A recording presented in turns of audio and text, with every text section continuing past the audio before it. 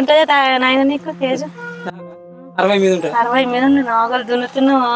ఇక అస్సలు దీనికి ఒక గేర్ అయ్యి పోదాం ముందరికి. గేర్ పోయి దీనికి ఇంజన్ కాకపోతాను. ఇదేంది పత్తి? పత్తి. పత్తి.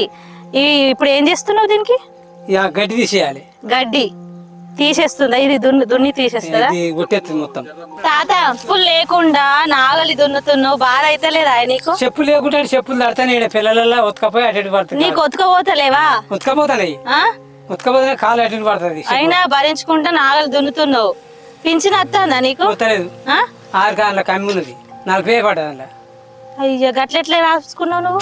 మేము చూడలేదు, వాళ్ళు రాసిర్రు పోయారు. పింఛన్ రావట్లేదు, మరి ఎవ్వరికి అడగలేవా? నువ్వు వయసు ఏమో గింతుంది నీకు. మా అక్క చెప్తాను, సర్పంచ్ కూడా చెప్పిన వస్తుంది వస్తుంది అంటారు. ఇక వాళ్ళు ఇయ్యకపోయి నా కష్టం నేను చేసుకుంటా అంటావా? అంతేనా? మరి ఎట్లా పింఛన్ రత్తలేదు, ఏం అత్తలేదు, కాయ కష్టం చేసుకుంటున్నావు, బాధ అయితే లేదా నీకు? అయితే మరి మాకు ఎవరు పెడతారా పుణ్యానికి? పిల్లలు ఎంత మంది నీకు? 4. 4 పిల్లలు. ఓయమ్మో, 4 పిల్లలు ఉండి కూడా ఇట్లా కష్టపడుతుండంటే నిజంగా రైతు గ్రేటు. కానీ పింఛన్ అత్తలేదు.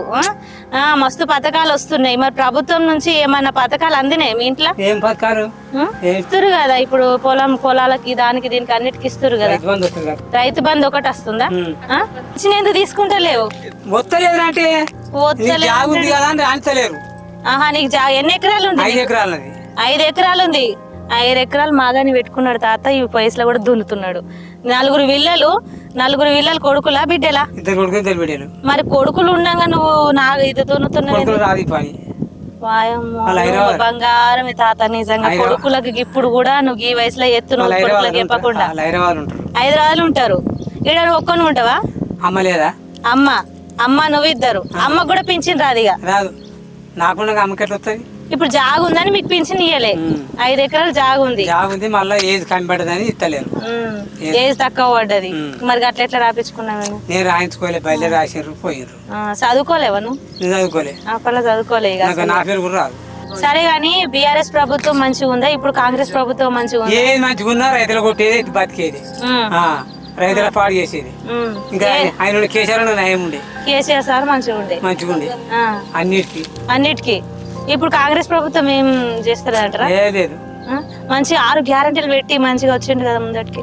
వచ్చి అయిపోయి తన పక్కనే పుండు వస్తే ఏమేం చెప్తాడు, మనకేం చెప్తాడు? మంచిగా 6 గ్యారెంటీలు. ఇప్పుడు ఫ్రీ బస్సు అన్ని ఇస్తారు కదా.